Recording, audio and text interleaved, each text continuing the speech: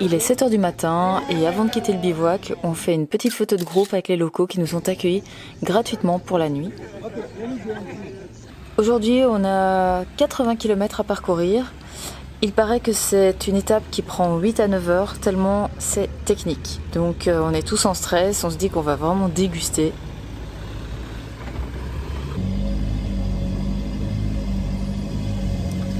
Donc là on quitte le spot, mais ça fait pas du tout partie de la piste, donc c'est un spot pour être sécurisé simplement, mais du coup on se tape une piste pour rien quoi.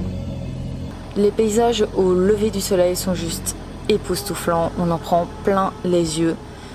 On est dans une ambiance vraiment apaisante, on se régale quoi.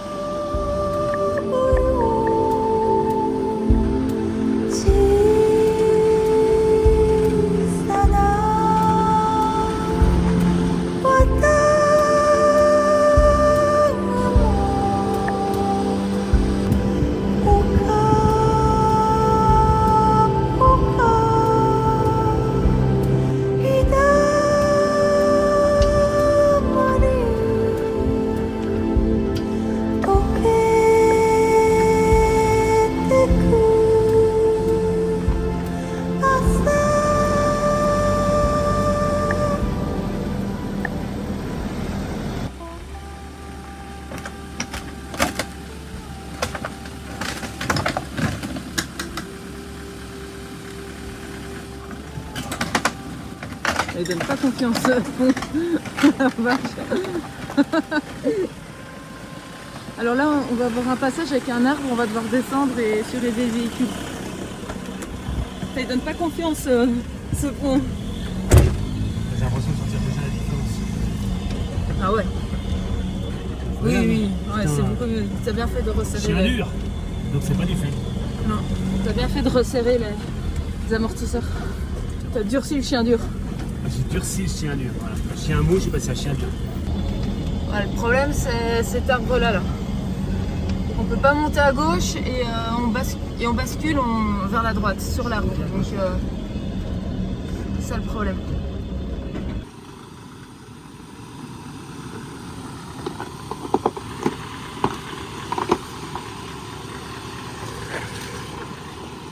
Plus à droite.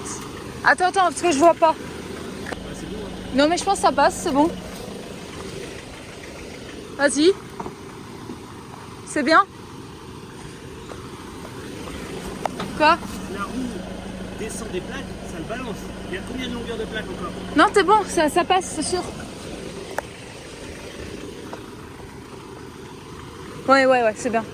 C'est bon, ça passe. C'est bon. C'est passé, parfait. Sur notre route, on a des montagnes, des terrains écobués, des petites cases, des locaux hyper contents de nous voir et qui nous font des grands signes quand on passe à côté d'eux.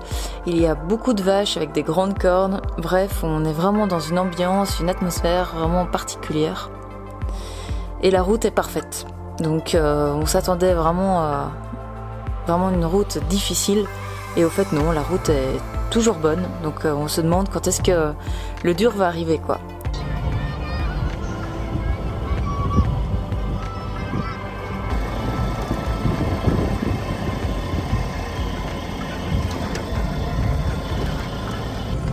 Là, ça serait la piste. Donc là, ce serait la piste, ouais.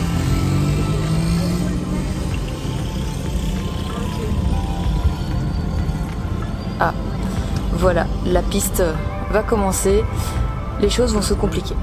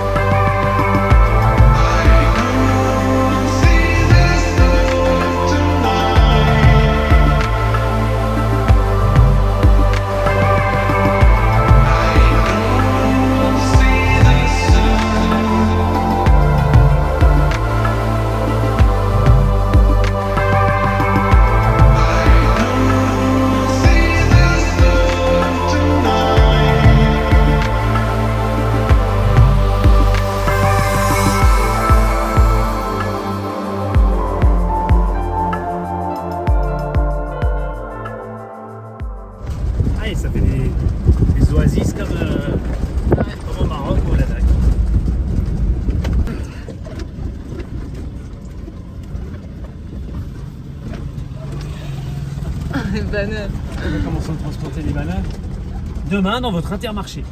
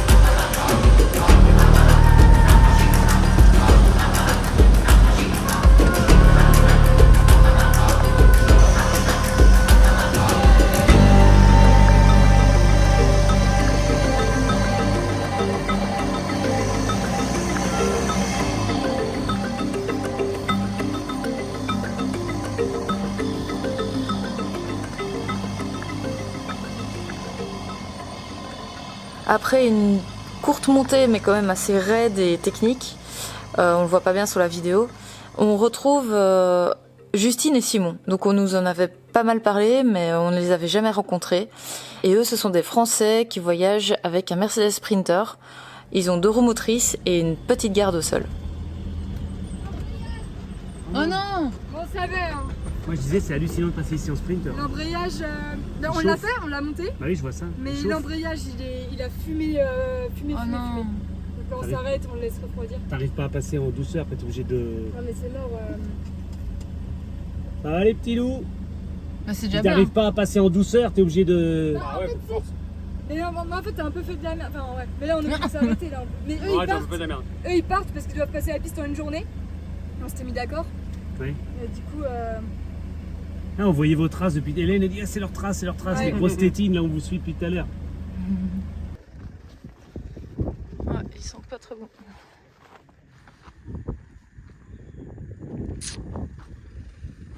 Et ils sont avec des Polonais.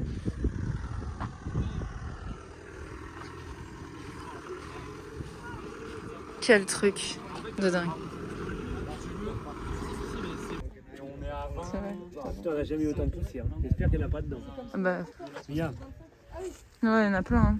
On repart avec eux et les Polonais font toute la piste aujourd'hui. Donc, après, on sait pas combien de temps leur embrayage va tenir. Mais... si on va faire demi-tour ou pas. T'as dit quoi? Faut pas qu'il douche, c'est comme ça, tu vois. Mais il n'a pas le boîte courte donc. Ok. Ah, donc il doit rester en première tout le temps, quoi. Bah oui, mais c'est une boîte longue, donc même en première c'est trop. Ouais, c'est trop Première, rapide. la première elle est trop longue. Ouais. Du coup il est au ralenti moteur, donc s'il cale, bah c'est encore plus la merde. Mais oui, toute la montée, elle dit Justine qu'il avait fait son embrayage. Forcément, il a fait finir l'embrayage. Mais bon, si tu le fais une fois, ça va, hein, c'est pas grave. Il faut essayer de poser un peu et ça va. Après, si tu le fais régulièrement, bah.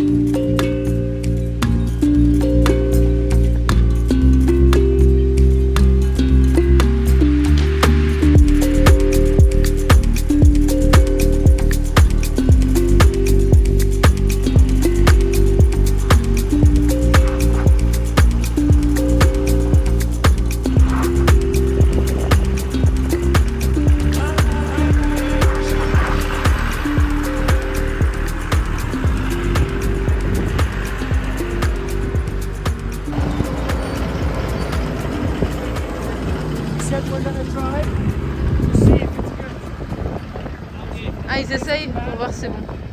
Ouais, bah c'est good, hein.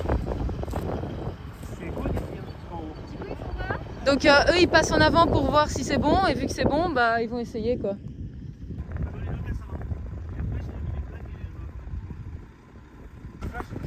bah là tu tournes tout comme ça.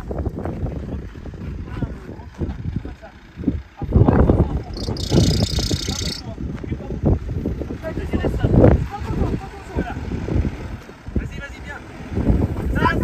Parfait. Ouais, tout, et puis tu fais ça. Et là, ça va être bon, ouais.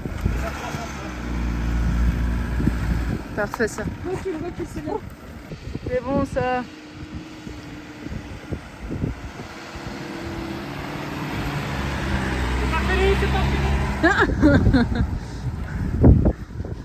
C'est bien. Allez.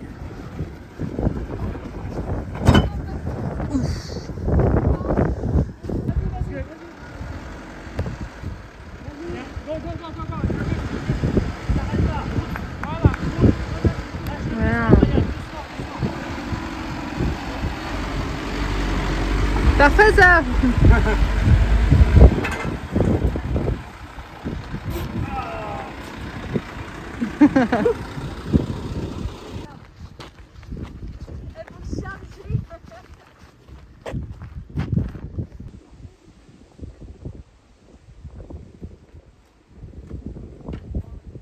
Il nous reste pas tant de kilomètres que ça, il nous reste 20-25 kilomètres à faire pour la première étape de la piste.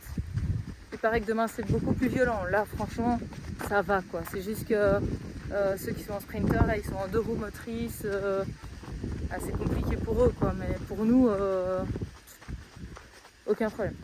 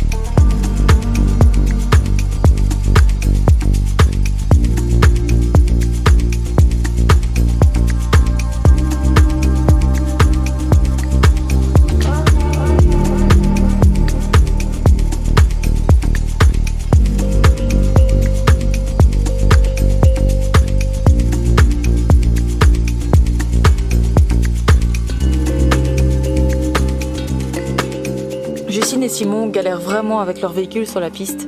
On s'arrête tout le temps pour les aider à se dégager des grosses galères. Mais malgré ça, on profite vraiment des paysages, quoi.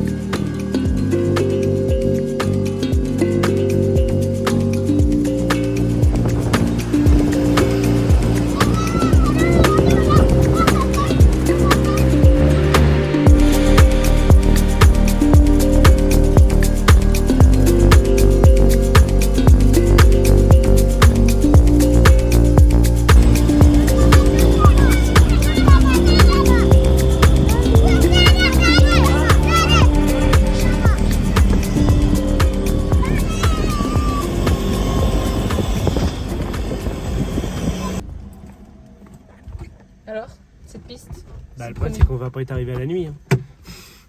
Bon, c'est normal, hein, elle n'a rien d'extraordinaire. Hein.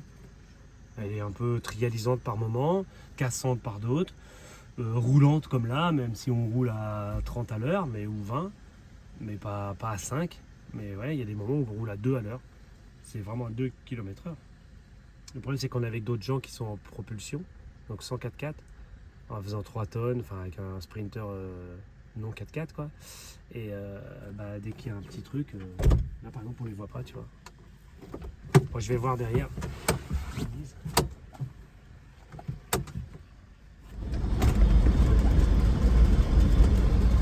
Donc on va arriver dans 4-5 km à la fin de la première étape de piste qui va du Nigeria au Cameroun, qui est redoutée par tout le monde, tous les voyageurs. En fait ce qui se passe c'est que c'est le seul point de passage entre le Nigeria, ouvert actuellement, entre le Nigeria et le Cameroun. Donc tout le monde passe par là. C'est pas pour faire le malin, c'est pas pour faire les malins. Moi je trouve cette première journée, si tu es équipé normalement d'un véhicule 4x4 avec un peu de garde au sol, nous en plus on a un véhicule plutôt top mais handicapé par un surpoids, surtout de l'arrière, hein, ça c'est clair. Franchement, aucune difficulté. Apparemment la vraie difficulté arrive demain. Mais par rapport à ce qu'on a fait comme piste en Côte d'Ivoire ou en Guinée-Bissau, en Guinée-Conakry, pardon. Bon après c'était le début la Guinée-Conakry, hein. Mais il y avait vraiment des endroits de croisement de ponts, ça tortillait le châssis dans tous les sens, ça grimpait comme ça descendait comme ça, avec des blocs rocheux et tout, enfin c'était du trial à un moment, c'était waouh. Et on n'avance à rien, bon bah là on n'avance pas vite non plus, hein, mais quand on voit ça, là c'est la fin de piste, c'est plus facile, hein, mais voilà, c'est un chemin quoi. C'est pas vraiment une piste. C'est pas vraiment une piste africaine comme on se l'imagine, c'est ça que je veux dire. Il y a eu quelques passages délicats, qui seraient au nombre de combien il est 4 ? Ouais, il n'y a pas. Ouais, là où on les a chopés dans la montée, celle-là était costaud. L'autre montée où ils ont fait le détour, mais qui était juste raide, mais qui n'était pas dur, il n'y avait pas de dévers, il n'y avait rien. Allez, 3-4 à tout casser. Il y a 3-4 endroits qui étaient un peu première petite, quoi, mais pas longtemps. Sinon, on a toujours roulé en 2, 3, 4. Ça allait très bien aujourd'hui. Ouais, voilà. Donc, est-ce que c'est parce que les gens passent avec des véhicules un peu moins adaptés, puisque comme je le dis, tout le monde passe par là, que les gens redoutent ça, ou alors est-ce que c'est parce que les gens, en fait, font pas tant de hors-piste que ça, ils font du hors-piste sur la photo, et puis sinon ils prennent les grandes routes, et ils se servent de leur véhicule tout-terrain pour se garer dans un chemin, ou sur le sable, quoi, je sais pas. Et c'est bizarre, quoi. Bon après, peut-être que là, si c'était rempli d'eau, ça va... J'aurais peut-être plus l'impression d'eux.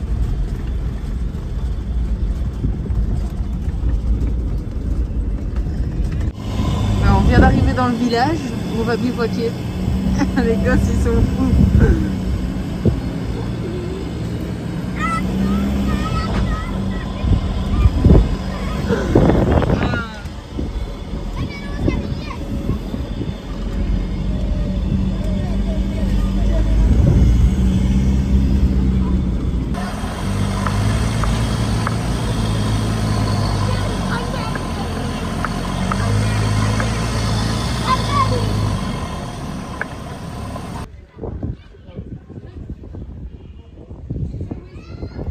Voilà notre bivouac pour la nuit. Donc les urgences, maternité et un poste militaire. Denis nettoie le filtre à air. Donc ce soir, en plus de leur travail, les militaires veilleront sur nous pendant la nuit avec leur chien de garde.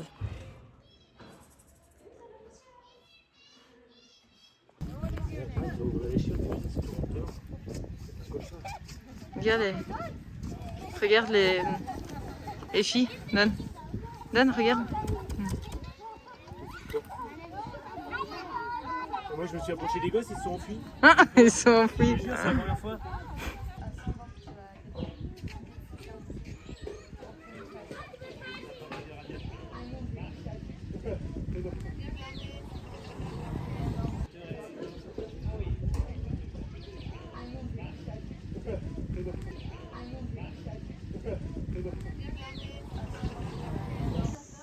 Un soir comme les autres au Nigeria, on se retrouve tous et c'est trop chouette.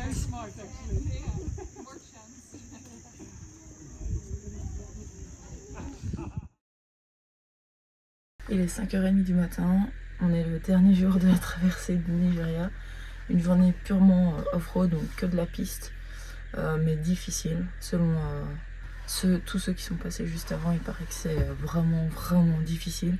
Donc là on a 67 km à faire et on annonce ça en 9-10 heures. Ça fait 2 nuits qu'on dort plutôt bien parce qu'il fait 24 degrés, on est à 1600 mètres d'altitude. Et la joue, bah, ça fait une grosse auréole rouge, c'est assez gros, mais ça a l'air d'être stable. Ça change tous les jours, mais ça stabilise. Je pense pas que ce soit une vraie urgence de se dépêcher pour aller à Yaoundé. Mais voilà, j'ai une amie qui va prendre rendez-vous chez le médecin aujourd'hui, qui va y aller pour moi parce que j'ai pas de réseau, et qui va pouvoir lui montrer les photos que je lui ai envoyées. Et sinon, ben, là on a 4 véhicules, donc toujours les Hollandais, les minimalistes et maintenant donc, les Français qui sont en Mercedes Sprinter. Je ne pense pas que les Français en Mercedes Sprinter passeront à la même vitesse que nous, donc peut-être qu'ils feront qu'une partie de la piste avec nous. Mais nous aujourd'hui, ce qui est sûr, c'est qu'on sera au Cameroun, à Bagno. En tout cas, il est grand temps qu'on arrive au Cameroun parce que là, 7 jours d'affilée à se lever super tôt et faire de la route toute la journée, être en stress et tout, ça commence vraiment à être dur là. Il est 5h30 du matin et j'entends les familles qui récitent dans leur maison leurs prières en chantant. Ça crée vraiment une ambiance spirituelle, particulière. Je me sens vraiment immergée dans une culture. C'est vraiment incroyable d'être là et de voir en fait cette petite brume en plus, cette lune qui est toujours dans le ciel et cette luminosité qui augmente petit à petit.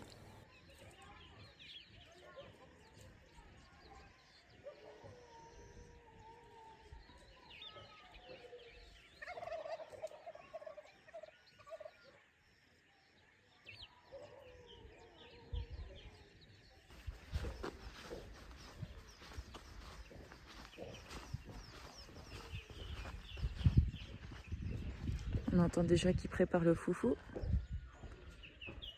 Le bruit que vous entendez est pile au fait le manioc. Tout le monde se prépare pour partir. Ce matin, on est tous en stress parce qu'apparemment c'est une journée qui doit être encore plus technique que la veille. Heureusement la veille c'était pas très technique au final. Donc peut-être qu'aujourd'hui ça va être pareil, mais bon on verra bien. Ça me rend chien de garde là.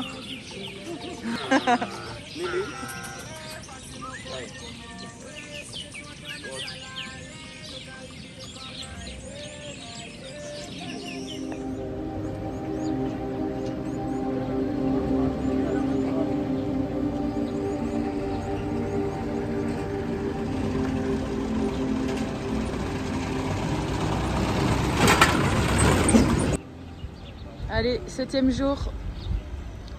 Donc là, les Hollandais, Mike et Iris, vont faire équipe avec Simon et Justine, et nous avec les minimalistes.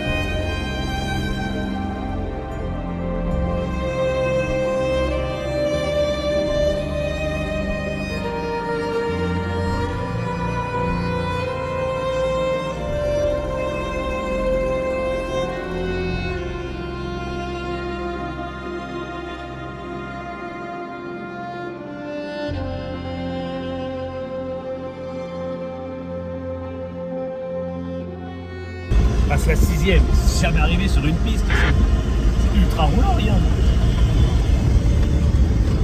En 6e course, ça arrive pas souvent sur les pistes quand même. Hein.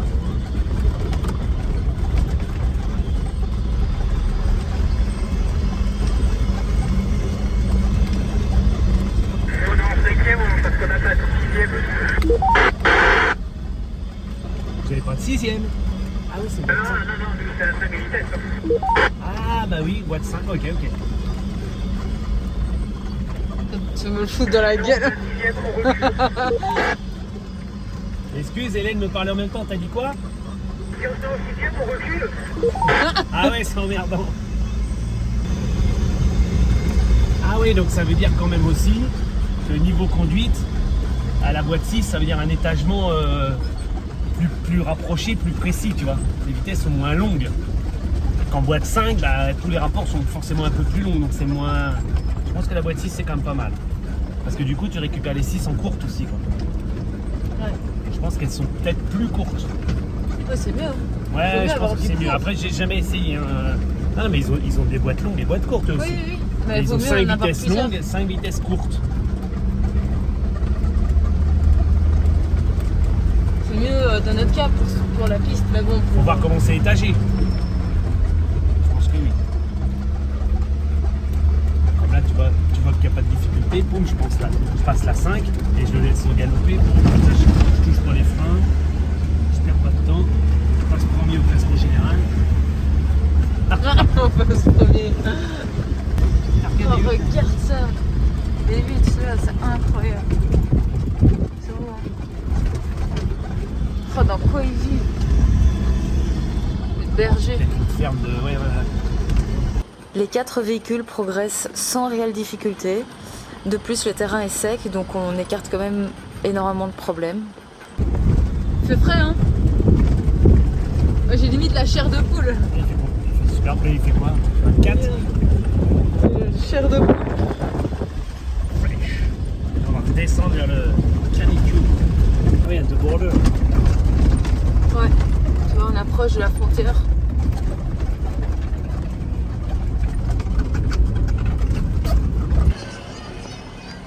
Oh, wow. Beautiful.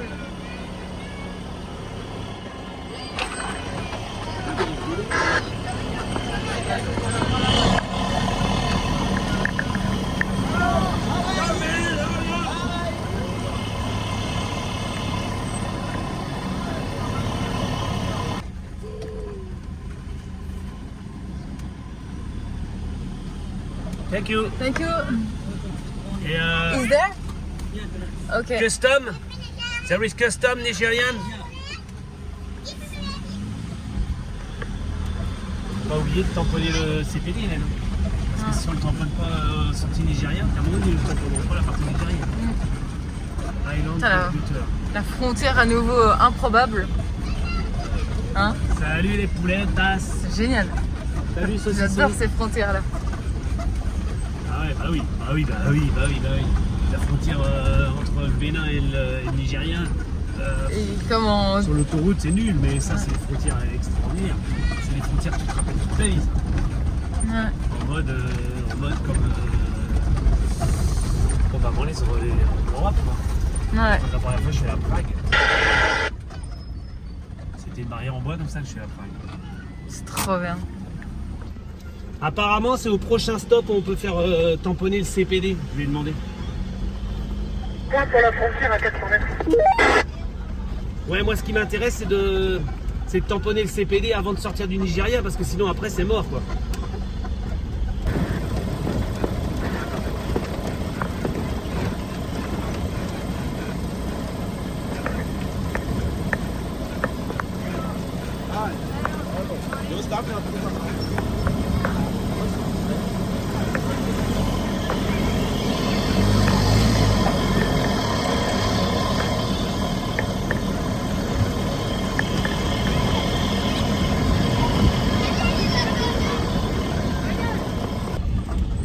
Vous arrivez à destination à gauche.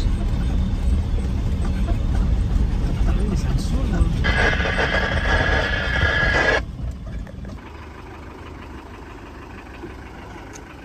Donc là, on va aller tamponner le CPD.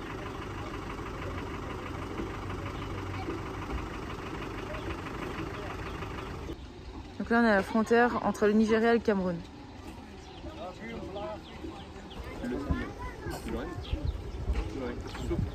On dirait que vous sortez de l'école là.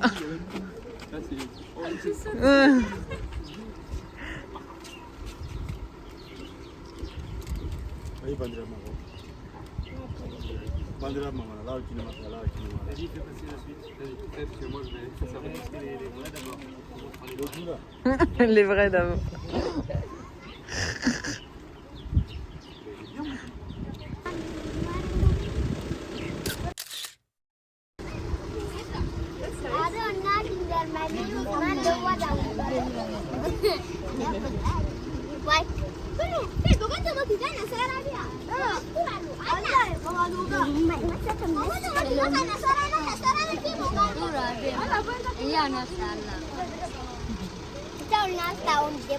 Ils sont derrière à regarder.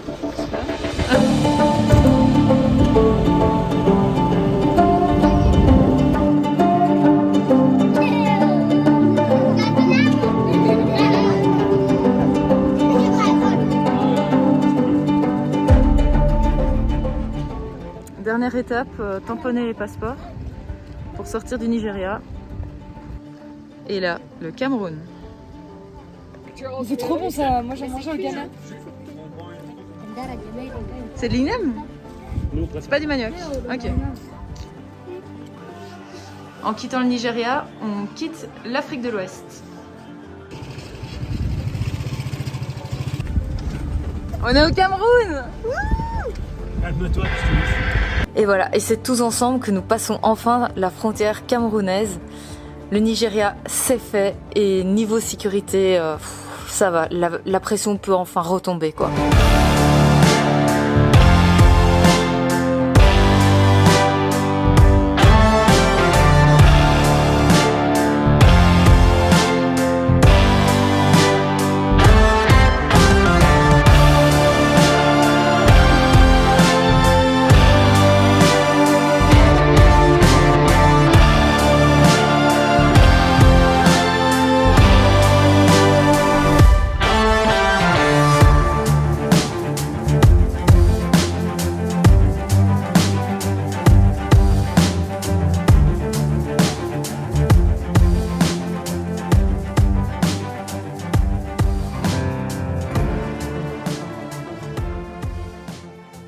Bon, je pense que c'est ici que nos chemins vont se séparer. Parce que ça va être compliqué pour eux.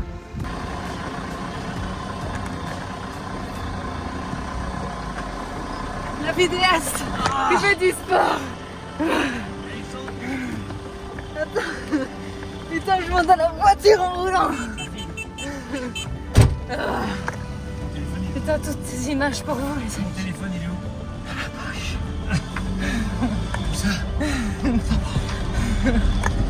Donc Justine et Simon, ils galèrent, évidemment, c'était prévu sur cette partie-ci. Donc Mike et Iris sont restés avec eux pour les aider. De toute façon, ils ont le temps, voilà, ils vont le faire en plusieurs étapes. Et nous, on continue avec les minimalistes comme prévu. Tout droit? Ouais, tout droit. Oh là, ça a l'air bien mignon aussi, ça pour la citer.